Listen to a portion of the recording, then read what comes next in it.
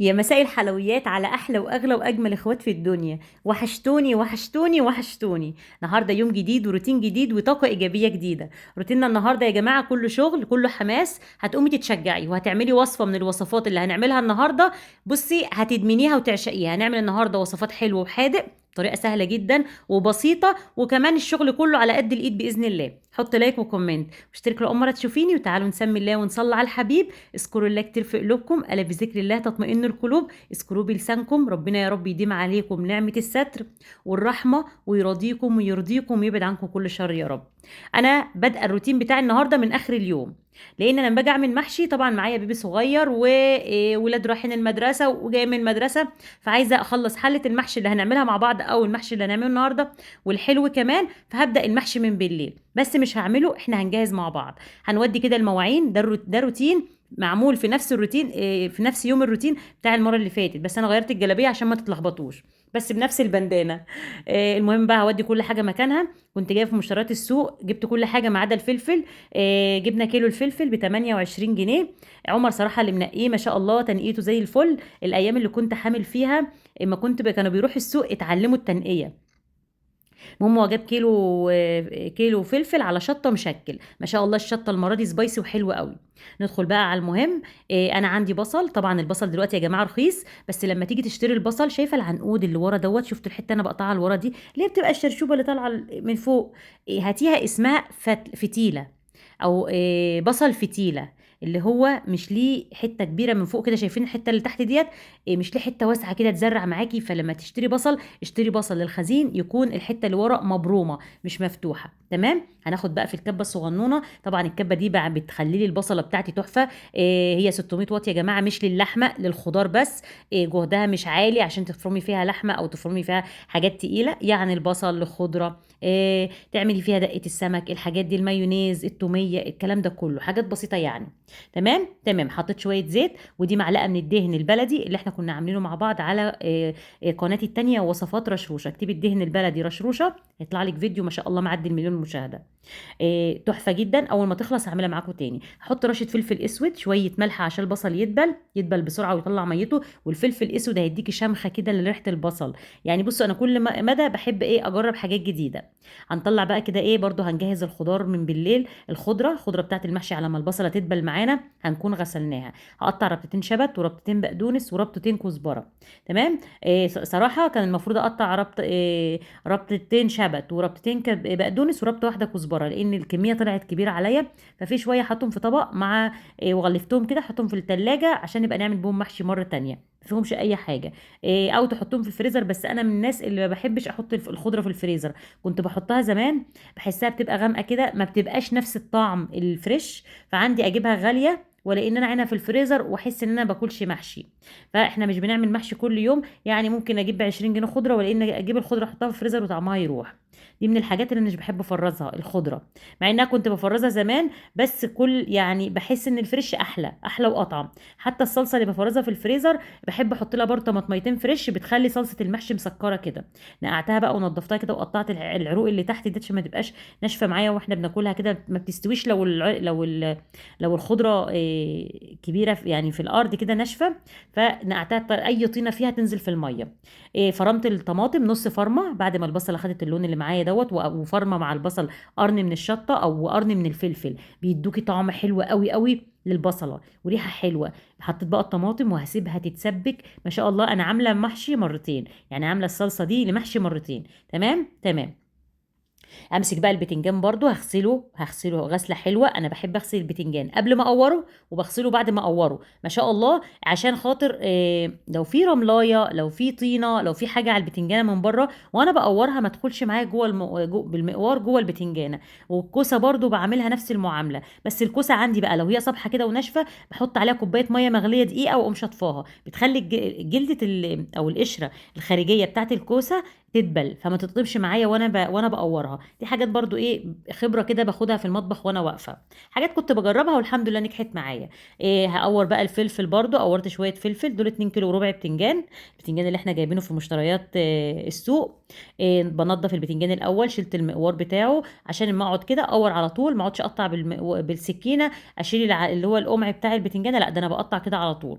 ما شاء الله بقى، بمسك بقى البتنجانه باخدها كده بقى تحت ايدي على الارض، واديها يا دوبك ضغطه بسيطه علشان علشان اسمه ايه دوت المقوار يخش فيها وما تتقطعش معايا. فاديها ضغطه بسيطه كده، لان انا طبعا مش منقياه بايدي واحده واحده، ده انا كبشاه كده بالكبشه، علشان خاطر كان بيتباع ايه يعني إيه بالجمله، فاهميني؟ قورنا البتنجان وحطيته في الكيس اهو. ده تاني يوم بقى قمت من النوم عملت كوبايه حلبه باللبن، ومش هشربها تاني، يعني نادرا لما هشربها، لان في متابعه حبيبتي كتبت لي قالت لي بتخن، وانا فعلا حاسه ان انا فاتحه الشهيه قوي عندي. انا النهارده ما شربتهاش وشربت اسبريسو، ومره هشرب ينسون، مره هشرب وشربت قرفه الصبح اول ما قمت. فالحلبه فعلا انا عارفه انها بتفتح الشهيه اصلا. قطعت كده نص واحده افوكادو، ما استوتش لسه، يعني بياخد وقت طويل قوي لما بتجيبيه بيستوي عندك. فالنهارده حالا برضو لقيت واحده مستويه الحمد لله، هنبدا نفطر بها بكره تاني باذن الله. قطعت بيضتين، بيضتين مسلوقين قطعتهم كده، وعليهم قطعه افوكادو، وكوبايه حلبه باللبن، وده عين جمل، وواحده بلح اللي انا كنت عاملاه في رمضان، وشويه من اللوز. كل دوت اوميجا 3 يا جماعه، كل اوميجا 3 ديت بتنزل الكوليسترول، فيتامين، بروتين. بطلت اعمل عيش اسمر، وبطلت اعمل اي حاجه فيها نشويات وكربوهيدرات على الصبح. لقيت مخبز بيبيع عيش شعير. عيش الشعير دوت لو ما بيرفعش الكوليسترول وما بيرفعش السكر في الدم، قولوا لي عليه، لان احنا انا الفتره الجايه ان شاء الله بسمع دكتور كده بيقول هنعمل نظام متقطع، نظام متقطع في يعني ايه في ان احنا نوازن اكلنا، لان السبب في ارتفاع الانسولين والسبب في ارتفاع الكوليسترول هو الاكل، مع شويه انفعال، مع شويه ستريس كده على الضغوطات معاكي، كل ده بيجعل بيخلي فيه التهاب في الجسم، فبيرفع معاكي كل حاجه. مش اول ما تلاقي السكر مرفوع تجري على دكتور سكر يديكي دواء سكر. اقسم بالله الدكاتره بتعيل بني ادمين، والله العظيم في دكاتره فعلا، يعني انت سكرك عالي خدي حاجه تنزل لك السكر وحاجه تظبط لك السكر، انت كده بتدمري البنكرياس، بتدمري جسمك. خلي المناعه تشتغل مع جسمك شويه. المهم نحافظ على اكلنا. انا بعمل معاكم والله اللي بعمله مع نفسي، انا بحبكم جدا والله، ما بخبي عليكم اي حاجه، واي حاجه باكلها بطلعها معاكم. اهم حاجه ما تقعديش تلغي طول ما انت واقفه، طول ما انت واقفه دي بطلي لغي. مسكت الفرخه انا هعملها النهارده هفتحها كده واحطها في الصينيه، غسلتها بملح، معلقه 3 معالق كبار من الملح، ومعلقه من الدقيق، ربع كوبايه من الخل، عصره ليمونه او ليمونتين على حسب الليمونه بتاعتك كبيره ولا صغيره، ومعلقه صغيره مليانه من السكر، وبس ما حطيتش حاجه تانية، يبقى ملح وخل ودقيق وليمون وسكر. تمام تمام. ونقعي الفرخه فيها، انا هقعد اقلبها على الوش، على الناحيه دي شويه والناحيه دي شويه. بصي، وشيلي طبعا الكلاوي اللي جوه الفرخه، هوريكي حالا. شيلي الكلاوي اللي في الورك يا جماعه بتزفر الشوربه. نضفي بطن الفرخه حلوه قوي، اي عروق دم شيليها. الرقبه افشقيها كده من الحته اللي في النص ديت اللي عند الرقبه بالطول، فيها عرق دم كده، عرقين اتنين مش عرق واحد، شيليه. انا بفتح لكم اهو الرجل من تحت، بصوا، بصوا شكل الفرخه من جوه عامله ازاي، فله، ما فيهاش تفتوفه كلاوي. الكلاوي دي اللي شبه الكبده، دي بتزفر البط وبتزفر الفراخ وبتزفر الوز، بتصفر كل حاجه، كل انواع الطيور شيلها منها، حمام، يمام، حمام سمان، الحاجات دي كلها. تمام. حطيت بقى شويه خل مكان تنظيفي كده ولمعته وعقمت، وبعد كده هغسل البتنجان، وما تغلطوش الغلطه بتاعتي دي. انا غسلت البتنجان وسبته تقريبا ربع ساعه ولا نص ساعه، بدا يشم الميه كده ويشم نفسه، فاي قطع فطار في بوز البتنجان لقيته فتح بقه. فاغسلي البتنجان قبل ما تقوريه، قبل ما تحشيه على طول. انا طبعا غسلاه قبلها بيوم وعاملاه، انا ماشيه معاكم واحده واحده اهوت، علشان لما تيجي تعملي الاكله زي ديت بتاخد لها، حتى لو تعملي كيلو بتنجان 2 كيلو هتاخد لها 4 5 ساعات بالميت قوي، تقوير ورز وبتاع. لو انت عندك الصلصه هتاخد وقت اقل، بس انا ما كانش عندي حاجه خالص، فعملت كل حاجه مع بعض كده فريش. جبت بقى الرز، دول 2 كيلو وربع بتنجان، وعليهم تقريبا ربع كيلو من الفلفل، خدوا تقريبا 3 كوبايات من الرز، وحط عليهم ملح، كمون، وفلفل اسود، وكزبره ناشفه بس، ونص معلقه من السكر. ظبطي الملح بتاعك وحطي نص معلقه كبيره او معلقه صغيره من، يعني مش مليانه من السكر، ممسوحه. تمام، تمام، رشه سكر كده يعني ربع معلقه مليان كبير او نص معلقه صغيره. تمام، قلبي الدنيا بقى كده، ولو احتجت خضره تاني حط خضره. انا حطيت خضره لغايه ما اكتفيت. تمام، البتنجانه بقى لما تيجي تحشيها في الفتره اللي احنا دلوقتي بكلمكم احنا في شهر 4، الرز بدأ ينشف، بدأ يقدم، يعني بياخد ميه كتير. فلما بتحط له الشوربه بيزيد ويطلع من بوز البتنجانه. فما تزوديش الرزايه جوه البتنجانه، كميه الرز جوه البتنجان، علشان خاطر ما تطفحش معاكي جوه الحله او جوه الصينيه اللي هتحشي فيها. انا قطعت طماطم، ما قطعتش فلفل لان الفلفل غالي قوي، فقلت احشيه احسن يتاكل بدل ما اقطعه وارميه مع الطماطم. تمام، طبعا انا بفرش فرشه الطماطم كده عشان الحاجه اللي هنحشيها ما تلزقش معايا جوه، ما تلزقش معايا جوه الصينيه. معلش على صوت الاشعارات. تمام يا حلوين، تمام. عايزه تحشي كوسه هتحشيها معاها برضو في نفس الصينيه، مفيش اي مشكله. انا هحشيهم كلهم وبعد كده هرصهم كده ايه رصه حلوه. لو عايزيني انزل لكم وصفه البتنجان، احنا على فكره البتنجان ده هدرينه خالص، حقه مش مدينه حقه. على طول بنعمل محشي ورق العنب يا جماعه. محشي ورق العنب بيتعمل ازاي؟ محشي الكرنب بيتعمل ازاي؟ مع ان محشي البتنجان خلي بالكم ليه تكات برضو. يعني لازم المحشيه كده تكون بتلمع من بره كده وحلوه. خلي بالك لما بتعملي المحشي على البوتاجاز تحسيه كده ما هوش مزبت زي ما انت عايزه. محشي البوتاجاز غير محشي الفرن خالص. النهارده هنعمله في الفرن بطريقه سهله. انا عملته في الصينيه دي، اكبر صينيه في الثلاث صواني اللي هم اي ثلاث صواني عندك، بس انا بحب اعمل حاجه في الجرانيت اللي فيها شوربه عشان ما تزرقش معايا واقعد ادعك فيها. صواني الالومنيا سايباها للكيكات للبسبوسه للكلام ده كله. تمام، رصيتهم الرصه دي كده، بترصي الكبيره وتحتها الصغيره رصه رصه رصه رصه كده، وكانك موقفاهم. وطبعا بتميلي الصينيه بتوقفها على طبق وفوطه كده تحتها عشان تفضل مايله. هنمسكها بقى نغطيها، غطيها حلو قوي واحكمي عليها الغلق الغلق، وهنحطها على عين البوتاجاز. اول ما تبدا تغلي معاكي ورقه الفويل تبدا تقب لفوق، هتقومي، انا حطيت ورقتين اتنين مش ورقه واحده، هتقومي مهديه النار. اول ما تغلي ربع ساعه كده قومي مهديه النار وسيبيها قيمه 20 دقيقه 25 دقيقه على عين البوتاجاز. بعد كده 25 دقيقه كمان او نص ساعه او اكتر براحتك بقى خالص، حطيها في الرف اللي في الوسط وهنشوف هنعمل ايه. يعني احنا هنسويها على عين البوتاجاز وفي الفرن مع بعض. هتديكي سرعه في التسويه. لو عندك الفرن الغاز حطيها، بس انا صراحه حبيت اسرع، ما حبيتش احطها في الفرن من الاول لانها تاخد وقت يمكن ساعتين، لان البتنجان بياخد وقت شويه عن اي محشي تاني. تمام يا حلوين، تمام. يبقى ال2 كيلو ربع بتنجان او ال2 كيلو هياخدوا معاكي 3 كوبايات من الرز. وانا كمان حاطه ربع كيلو من الفلفل، وهياخدوا معاكي ربطتين شبت وربطتين بقدونس وربطه كزبره. ما تكتريش الكزبره، ظبطي قوي الشبت في البتنجان لانه احلى من الممبار. تمام، تمام. هنمسكها كده، حكمت الغلقه قوي قوي قوي. تعالوا بقى على ما هي تستوي، تعالوا نعمل فراخ عسل يا جماعه. عايزه اقول لكم يا وعدي يا وعدي على طعمتها. ممكن تعملها مع رز بسمتي، رز بشعريه، اللي انت عايزاه، بس انا النهارده حبيت اعملها مع محشي. حطيت بصلايه كبيره او بصلتين متوسطين زي انا حطيتهم، معلقه من صلصه الطماطم، والصلصه دي انا عاملاها في البيت هاند ميد يا جماعه. ومعايا كمان قرن من الفلفل او قرن من الشطه، وحطيت نص معلقه صغيره من الثوم المفروم، ربع كوبايه من الزيت. تمام يا حلوين. وبعد كده هنحط نص كوبايه زبادي. يبقى انا حطينا بصل وحطينا طماطم وفلفل وزبادي وزيت، وحطي بقى، وهنحط حالا الكلام التاني، وهنحط 3 4 معالق من الخل، عصره ليمون، نص ليمونه، ومعانا ملح، بابريكا، حبهان، فلفل اسود، وقرفه وكمون. ما حطيتش بهارات اكتر من كده. نسيت احط خالص روزماري من اللي احنا شاريينه مع بعض، مع اني كنت فاكره حط بقى. طبعا المفروض كنت حاطه في طبق يبقى غير البتاع دوت، لان في شويه وقعهم، بس انا هاخدهم كده الرخامه نضيفه احطهم مع التتبيله. هنحط ربع معلقه كده من السكر، رشه سكر بايدك، وابداي اضربيهم بالخلاط وحطيهم على جنب. تمام. وصفه الفراخ دي احنا منزلينها على وصفات رشروشه. اكتبي الفراخ رشروشه في السيرش، في سيرش اليوتيوب، لان اليوتيوب بحثي. هيطلع لك وصفات كتيره جدا للفراخ، وياما هنعمل وصفات ان شاء الله طول ما احنا عايشين، ربنا يدينا العمر الطويل جميعا اللهم امين. مسكت بقى طماطمايه وبصلايه، حطيت عليهم رشه ملح وفلفل اسود وفركتهم بايدي، وبعد كده بقطع الجناح من ورا علشان الجناح ما يسلمش نفسه وهو داخل جوه الفرن يقول لك انا سلمت نفسي خلاص. لا، احنا مش عايزينه يرفع الرايه البيضاء، احنا عايزينه يستسلم وينزل دراعه لتحت.